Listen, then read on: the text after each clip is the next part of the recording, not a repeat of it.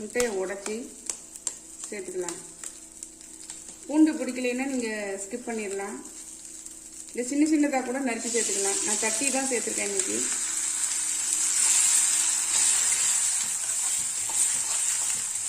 நல்லா சிம்மில் வச்சுட்டு நல்லா கிளறி விட்டுருங்க.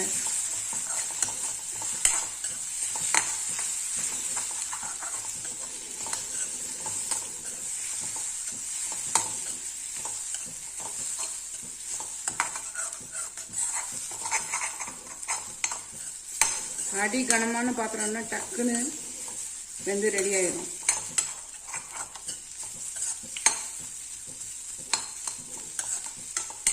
கீரை சாப்பிட மாட்டேன்னு சொல்கிற குழந்தைங்க கூட இதை விரும்பி சாப்பிடுவாங்க. குழந்தைங்கள்லேருந்து பெரியவங்க வரைக்கும் விரும்பி சாப்பிடுவாங்க. நீங்கள் டிஃபன் பாக்ஸுக்கு தொட்டுக்கிறதுக்கு நீங்கள் கொடுத்தீங்கன்னா காலியாகி வரும்.